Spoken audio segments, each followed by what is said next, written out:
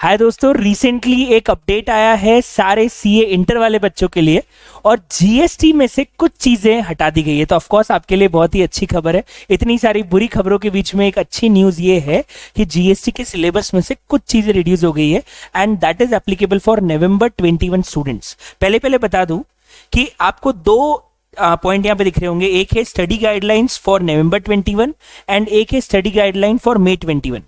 अगर हम May 21 की स्टडी गाइडलाइंस पे चले तो जिस तरह से मैंने आप लोगों को पढ़ाया है उसमें ये सारी चीजें वैसे भी मैंने आप लोगों को नहीं पढ़ाई है। जैसे गुड्स के ऊपर जो रेट ऑफ टैक्स है वो क्या है वो हमने क्लास में ही पढ़ा था कि हम रेट्स ऑफ टैक्स गुड्स और सर्विसेज के नहीं पढ़ेंगे।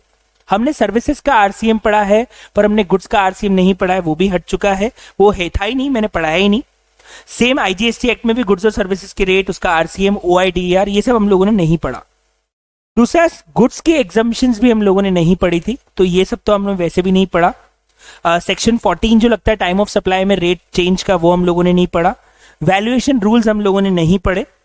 मेन आईटीसी में input and capital goods job work का क्या ट्रांजैक्शन होता है सेक्शन 19 में होता है, नहीं पढ़ा। आईएसडी सेक्शन 2021 होता है, नहीं पढ़ा। और उसके बाद रियल स्टेट के अंदर कैसे आईटीसी का सेट ऑफ होता है, कैसे कैपिटल गुड्स का सेट ऑफ होता है, मैंने आप लोगों को नहीं बताया।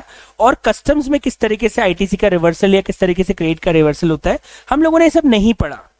जीएसटीआर 2, 1A3 नहीं पढ़ा, रिवर्सल सेक्शन सब हटा दिए, सब नहीं पढ़ाया मैंने आप लोगों को, पर ये May 21 के लिए था। अगर आप जाएंगे नवंबर 21 के लिए तो अब जो एक्सक्लूजन्स की लिस्ट है, सॉरी मैंने गलत, गाइडलाइंस फॉर नवंबर 21, तो ये सब तो यही है कि रेट ऑफ टैक्सेस या ओआईडीआर ये, लेकिन आप देखोगे यहां पे एक इंपॉर्टेंट चेंज आया है।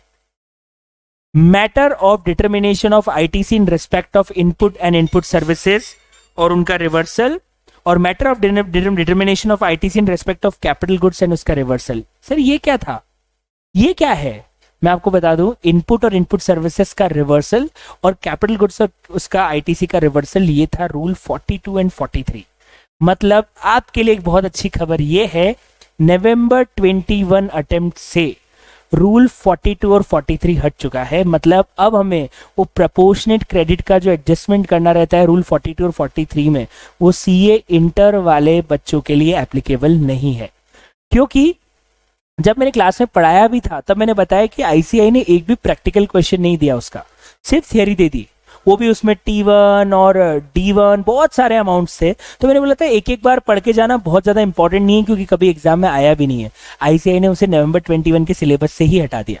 तो जिन बच्चों को खौफ रहता था रूल 42, 43 का, जहाँ पे रिवर्सल प्रोपोर्शनेटली करना रहता था, आप सब लोगों के लिए खुशखबरी है, अब रूल 42 और 43 भी आपके सिलेबस से हट चुका है। क्योंकि आईटीसी का जो रिवर्सल है इनपुट एंड इनपुट सर्विसेज का रूल 42 में और कैपिटल गुड्स का रूल 43 में, वो अब आपके लिए एप्लीकेबल नहीं है। बाकी जो चीजें हम लोगों ने पढ़ी वो सब क्लास में एप्लीकेबल है और वो सब चीजें रहेगी। सिर्फ एक ही ऐसी चीज है जो एक्स्ट्रा हटाई है May 21 से नवंबर 21 के बीच में, और वो है रूल 42 एंड 43। ठीक है, so this is the update and it is a very good news, क्योंकि अब आपका सिलेबस और कम हो गया। अब आपको रूल 42 और 43 पढ़ने की जरूरत नहीं है। तो जो बच्चों को खौफ था, खुशी मनाइए और नवंबर 21 की तैयारी अच्छे से कीजिए। Thank you so much, enjoy, good day, bye bye, thank you.